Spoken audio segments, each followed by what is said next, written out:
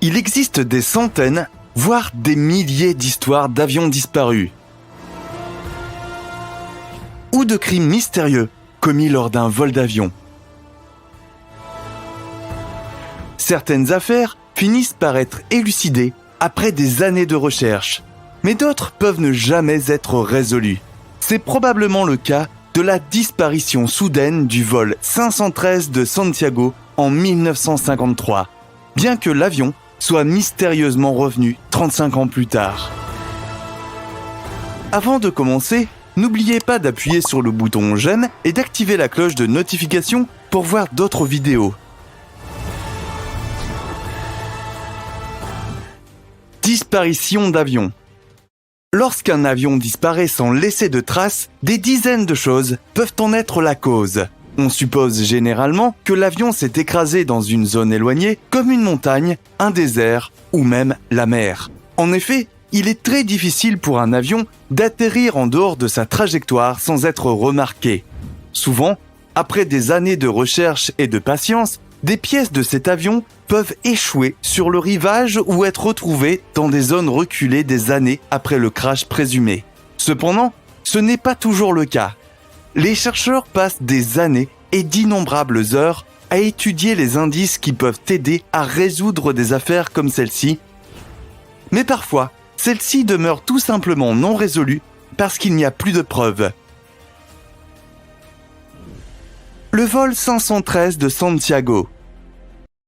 Le 4 septembre 1954, un avion Lockheed se prépare à décoller en Allemagne.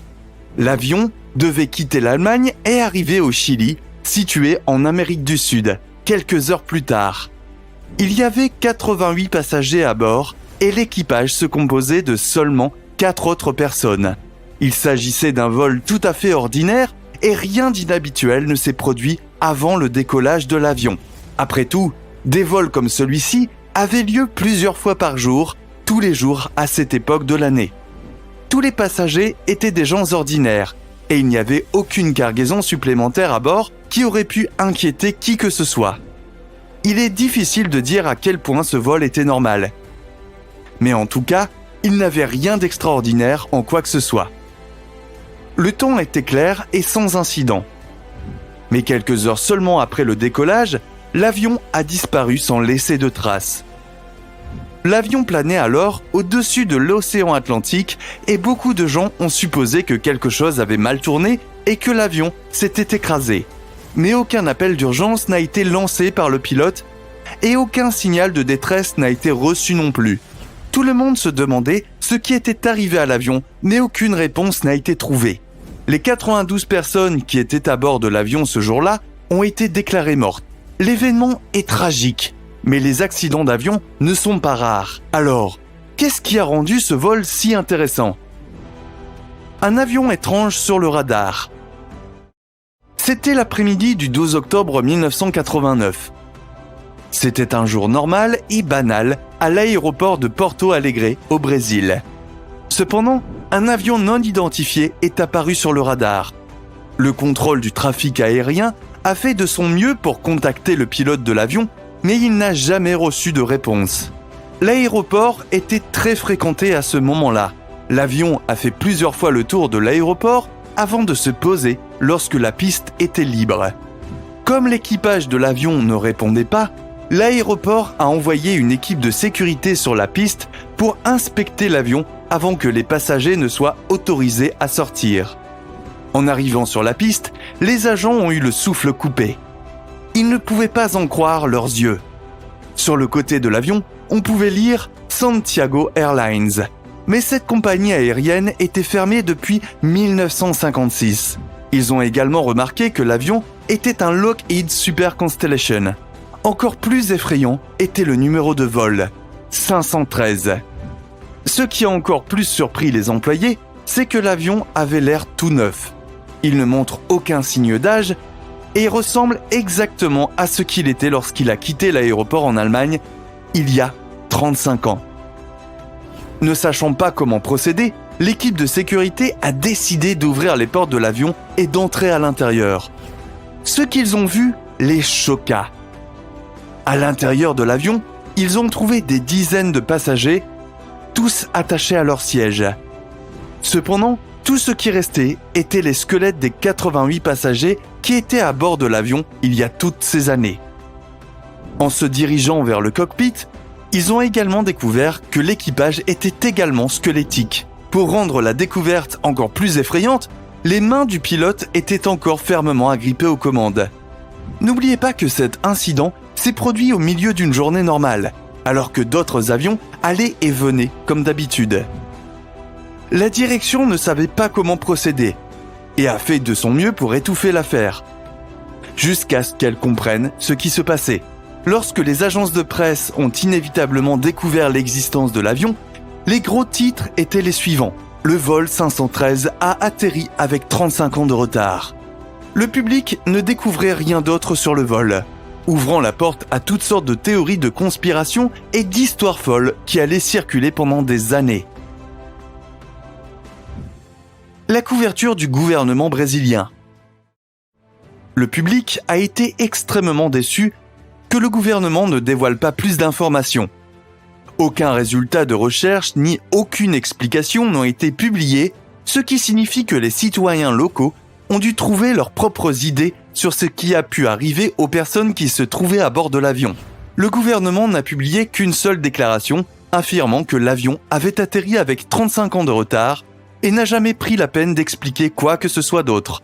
Des rumeurs ont commencé à circuler, selon lesquelles le gouvernement avait effectué toutes sortes de tests et employé des chercheurs pour faire de leur mieux pour expliquer cet événement étrange, mais ces enquêtes ne seraient jamais révélées publiquement.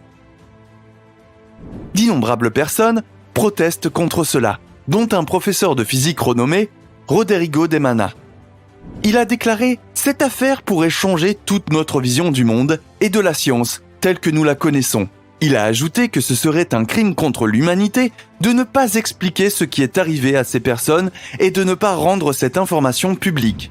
Il a conclu « Le public a le droit de connaître la vérité et le gouvernement a le devoir de la clarifier ». Un autre scientifique, le docteur Celso Atello, a déclaré que la seule explication possible serait un trou de verre, ou une ouverture ou un vide inexpliqué dans l'espace et le temps. Selon lui, si un avion devait traverser un tel trou de verre, l'avion et ses passagers voyageraient probablement dans un futur lointain sans se rendre compte de ce qui vient de se passer. De nombreuses personnes croient en cette théorie et prétendent que le gouvernement cache des informations pour éviter une émeute ou une révolte. Le docteur Atello affirme que nier la vérité n'est pas mieux que de mentir aux citoyens brésiliens. Au fil des ans, beaucoup se sont interrogés sur la plausibilité de cette histoire. Une brève recherche sur le sujet fait apparaître un article de Snopes qui rejette l'histoire comme fausse. Selon Snopes, l'histoire n'est qu'une œuvre de fiction publiée dans les années 80 pour vendre plus de journaux à sensation. Les chercheurs affirment que l'histoire a probablement été déclenchée par l'épisode de 1961 de The Twilight Zone, intitulé The Odyssey of Flight 33. Nous devons admettre que l'épisode raconte une histoire étrangement similaire à ce qui s'est passé sur le vol 513, mais cela n'explique pas les rapports de témoins qui ont surgi au fil des ans. Selon Snopes, l'histoire a été publiée par un tabloïd fictif appelé Weekly World News. Ce tabloïd affirme, en 1985, que le vol Panam 914 avait disparu 37 ans auparavant, mais qu'il est soudainement réapparu de nos jours. Ce vol est très probablement une œuvre de fiction, mais Snopes affirme que l'histoire est presque identique à celle du vol 513, bien que la publication ait seulement changé quelques noms pour créer une histoire plus convaincante. Dans cette nouvelle histoire, des différences majeures peuvent être observées, comme l'inclusion de 92 passagers décédés et le changement de compagnie aérienne, affirmant maintenant que l'avion appartenait à Santiago Airlines. Étant donné qu'il existe de nombreuses informations erronées sur ce vol, nous ne savons pas avec certitude si cette histoire est vraie ou si elle a été inventée par un journaliste du Weekly World News. Quoi qu'il en soit, des événements de ce genre peuvent se produire selon Albert Einstein et d'autres chercheurs scientifiques. Ce ne serait pas non plus la seule fois qu'un avion comme celui-ci disparaîtrait et réapparaîtrait plus tard. Voyager à travers les trous de verre. Les trous de verre de ce type remontent à Einstein, et ses recherches approfondies en sciences et en mathématiques. Il a émis l'hypothèse que des trous dans l'espace et le temps, comme celui-ci, pouvaient exister et que des tunnels pouvaient facilement relier deux points dans le temps. Il a théorisé que si nous étions capables de localiser l'un de ces trous, le voyage dans le temps serait possible. Cependant, les effets que cela provoquerait seraient totalement imprévisibles. Si nous étions en mesure de manipuler ces trous dans le temps et de les utiliser à notre guise, nous pourrions voyager d'un endroit à un autre presque instantanément. De nombreux scientifiques ont décrit ce phénomène comme une abréviation de l'espace-temps, ouvrant toutes sortes de possibilités pour l'avenir des voyages planétaires. Des scientifiques de haut niveau, dont Stephen Hawking, pensent que ces trous existent bel et bien, mais nous n'avons pas encore trouvé des preuves concluantes à cet égard. Des trous de ce type pourraient expliquer les nombreux cas d'avions disparus et réapparus soudainement à une date ultérieure. Autre cas de disparition et de réapparition d'avions.